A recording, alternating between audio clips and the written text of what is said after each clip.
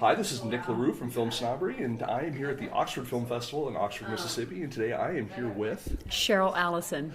Cheryl, what movie are you here with? I am the director of Hiding in Daylight. Why don't you tell us a little bit about the film? Sure. Hiding in Daylight, it's an LBGT short film, and it is about futuristic, not too far in the future, gay purge. And what has happened is there's been a gay purge for 3 years. And 4 best friends, a male couple and a female couple, have married each other to hide in these fake marriages. And what happens is they get together once a week to reminisce about their old life and basically pretend like everything is the way it used to be. And throughout the film, it takes place in one evening, and you start to see the friendships unraveling, the relationship with the spouse unraveling, and they have to come to a really difficult decision to decide should they continue to meet once a week and risk their lives and risk being found out. That seems like a lot to take in for a short. It is. How do you pack in and all of the detail of two relationships and plus the overarching theme of the short itself? How do you plug all that in one short film? And how long is the film? It's 14 minutes and 54 seconds, to be exact. I know, that's what you got to do as a director. You know exactly how long it is. It was difficult to do. However, the screenplay was written by Gregory G. Allen. He's a wonderful writer. And so a lot of the depths of the relationship you find out through this dialogue, because what happens is it starts immediately with them having this dinner party, the other couple showing up for the dinner party, and during this scene when they're at the dining table, you see them pretending that everything is the way it used to be, and you get a feel of what their lives used to be like, and the relationships and the camaraderie between the couples. But then the tension starts coming in, and you start seeing the pressure of living this lie for 3 years. And then it goes to a really traumatic place. I don't want to give away anything. No spoilers. But it's really all in the dialogue. It takes place in a dining room and a living room.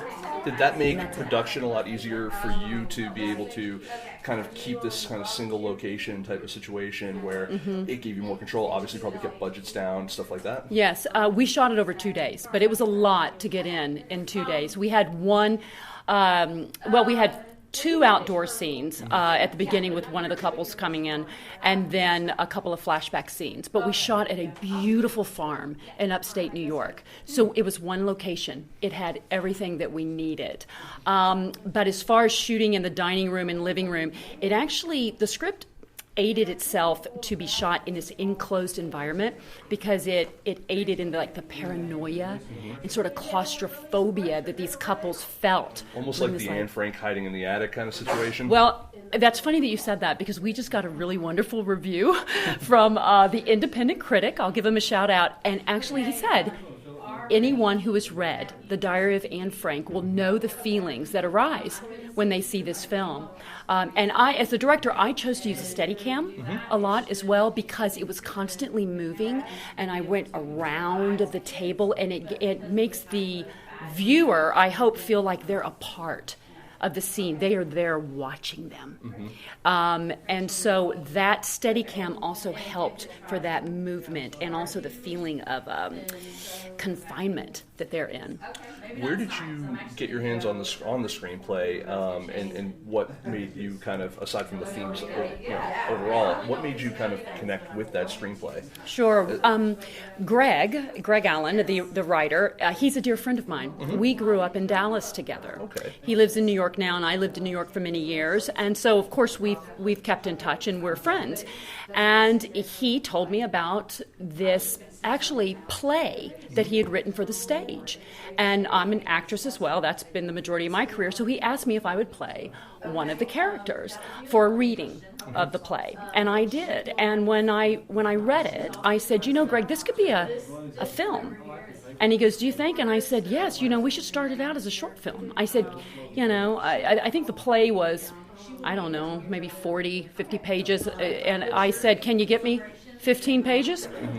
And he said yes. And he wrote a beautiful script, condensed it down. And so that's how I got my hands on it.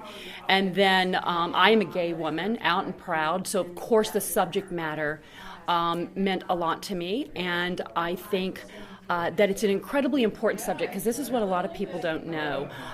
Even though it's a futuristic story and it's fiction, it is the reality for many gay people. While we filmed it, and I put this in at the end of the film, homosexuality is illegal in 71 countries still, and it's punishable by death in 8. And so, and just as recent as, I think it was last month, Tanzania started doing a huge crackdown, basically a gay purge. And I know our American embassy there was telling any Americans there, if they are gay, to leave, to take down any social media footprint that could out you. It's happening there in Tanzania. It's happening in Chechnya. And there's been a huge gay purge there. And so I think that doesn't get a lot of attention in the media. People don't think that that's happening. But marginalized groups, and in this case the gay community, is absolutely being targeted. And with The Handmaid's Tale and things like that, it just led me to feel like, the minute we're complacent, it's happening. And it could happen here, and I feel that our current administration is helping fuel that. Yeah, I agree. I mean, it's tough not to draw comparisons, and of course the milieu of film is a good way to do that. Did you find that maybe setting it in a the not too distant future type of situation kind of is a little subversive to kind of get film the viewers in to go like, oh well, this isn't now, and as they're watching it, then they go, oh well, no, this could be now. Yes, and you know what? I'm glad you asked that, because originally the script described it at the start as a dystopian futuristic tale, and we ended up taking the word dystopian out because we didn't want it to feel like we were entering this Terminator world or something like George that. Orwell Exactly. And so this could be not Orville. Orwell, yes, but 1984. This could be today, it could be next month, it could be next year. So we have a lot of references to very current things. They talk about Provincetown, P-Town, and different things like that make it very current. No, and I'm from Massachusetts myself, so Provincetown, not only as the film festival is fantastic, but as a mecca for the LGBT community to gather so that it's nice to hear those touchstones and things. I think it makes that subject very relatable, that subject material very relatable to everyone. How important was it when you were getting the film together to when you were looking at the casting, you wanted to get the relationships, make sure everyone had that good chemistry and everything. Yes. How important was that when you were choosing the actors? It's a very small film in terms of one location relatively, and you're stuck with these people. Yes. So you want to make sure that they and you had to believe they were a couple, but also could kind of pretend to be together in other ways. So how important was it for you to find the right people for this? It was hugely important. We had two factors. I wanted to look at LGBT actors, right? But then also I needed the most professional actors with experience that I could get, because we had a lot of dialogue and a lot to get done in 2 days, and they had to come already with those characters solely and so deeply developed. So I didn't need, for lack of a better word, a greener actor that's sort of, getting, cutting their teeth on short films, so to speak. So we posted casting. I actually hired a very dear friend of mine to play one of the women. Her name is Judy McLean, and she is a Broadway veteran. She starred in the LGBT feature film Were the World Mine. She is not gay, but she's a wonderful straight ally, and I knew that she could deliver what I needed in that role. Then we also hired another woman named Julie Serta, who has a long list of credits from Orange is the New Black to The Blacklist. She's done a lot, and she's a wonderful actress. And then our men, they were our 2 gay gentlemen that we hired, so we were excited that we had 50% of our cast was gay. And Jim Newman plays one of the lead roles, and he is longtime stage veteran, Broadway actor. He's done a lot of LGBT film and web series, and then he's also currently the cowboy in The Village People. So he's all over the world, cool, singing and dancing. He's fantastic. And then a wonderful actor named Gary Hilburn, who had a long recurring role on All My Children and has done a lot of guest star work, and he was the perfect balance for Jim. He was just wonderful. And so the 4 of them, I talked with them individually before we filmed because, we were going to hit the ground running. I sent them a lot of research. I talked to them, sent them a lot of historical things about Chechnya and all of that. So they knew exactly what we were getting into and what I wanted. And I'm telling you what, from the minute I said action, they had those relationships. Did you find that the fact that you're an actress as well helped you to prepare your actors and actresses a lot better because you can kind of see yourself in that position, being like, what would I want from my director for a role like this? Yes, I'm definitely, well, first of all, this was my directorial debut. Congratulations. Thank you very much. So I was very excited about that. I was a little nervous, as anybody would be. But because I have done several short films and a feature film, and then I have many, many years on stage as well in New York and tours and things. So I know what it's like to bring the depth and the authenticity that I need in a character, right? So I felt like I was able to communicate that to the actors, and so I'm definitely an actor's director. But also, I had a vision for this from the beginning. I knew how I wanted it shot. I knew the type of camera I wanted, and I worked with an amazing DP named Jeff Turek that basically allowed me to say, this is my first time doing this. This is what I want. Tell me if it's doable, and, we have to partner on this, because he was so experienced in making films, he could help me realize my vision in maybe some of the technical areas that I was lacking from experience. And so he was incredible, and we were a team, and I felt so safe to suggest anything. And as a first-time director, was there any part of this process that you did actually learn something new that you feel might help you going forward? And also kind of like secondary question of that is, do you want to do it again? Like, do you look at this experience as going like, this was a very positive experience. I could see myself extending my creativity in my career to this again? Absolutely. In fact, I left there going, I think I found my niche. I've been in this business over 30 years, and now I'm deciding I want to be a director, but it's never too late, right? No. But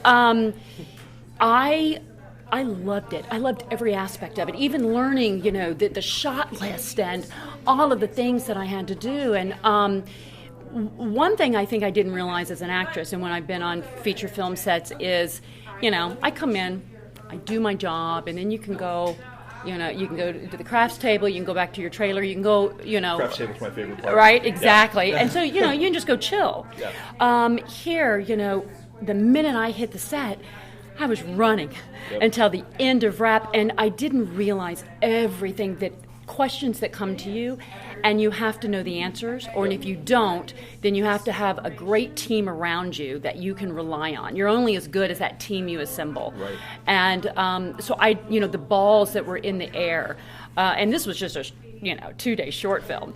So I had a new appreciation for what goes on at that level, and getting it done in time when you're running behind, and learning when you've got it. Even though maybe I'd want to do one more take, and then going, no, trusting, we got it.